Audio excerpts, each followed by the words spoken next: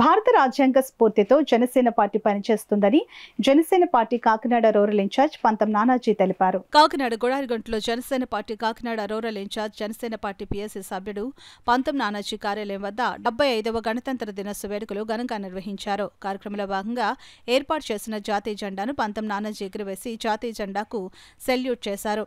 కార్యక్రమంలో పాల్గొన్న జనసేన పార్టీ నాయకులు, కార్యకర్తలు, స్కూలు విద్యార్థులతో కలిసి పంతం నానాజీ జాతీయ గీతం ఆలపించారు. ఈ సందర్భంగా నానాజీ మాట్లాడుతూ డాక్టర్ బిఆర్ అంబేద్కర్ రచించిన రాజ్యాంగ స్ఫూర్తితో జనసేన పార్టీ పనిచేస్తోందని అన్నారు.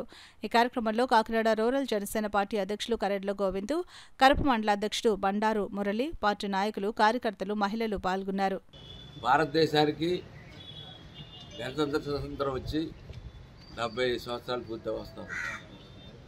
భారతదేశంతో పాటు అనేక దేశాలకి ఇంచుమించుగా ఒక 4-5 సంవత్సరాల తేడాల్లో కొన్ని వందల దేశాలు స్వతంత్రం రావడం జరిగింది. కానీ ఆ దేశాలు ఇవాళ చరిత్ర పట్టుల్లో ఈ మ్యాప్లో ఎక్కడున్నాయో కూడా తెలియని పరిస్థితుల్లో ఉన్నాయి. అంటే భారతదేశం చేసుకున్నటువంటి రాజ్యాంగం యొక్క గొప్పతనం గురించి నేను చెప్పి ఉద్దేశంతో చెప్తాను. ఆ రాజ్యాంగం ఆ వేళ అంబేద్కర్ గారి యొక్క చేసుకున్నటువంటి ఆ రాజ్యాంగం యొక్క బలం అంత పెద్ద బలం. అనేక మంది అవినీతి పరులు వచ్చారు, పాలకులు మధ్యలో అనేక మంది విధ్వంసకారులు వచ్చారు. ఇవాళ ఆంధ్రప్రదేశ్లో విధ్వంసమే జరుగుతూ ఉంది. కానీ ఆవేళ అంబేద్కర్ గారు రాసినటువంటి రాజ్యాంగం మన అందరినీ కాపాడుతూ ఉంది, ఇంకా నడుపుతూ ఉంది. డాక్టర్ అంబేద్కర్ గారికి జోహార్లు 10 సార్లు జోహార్లు చెప్పాలి.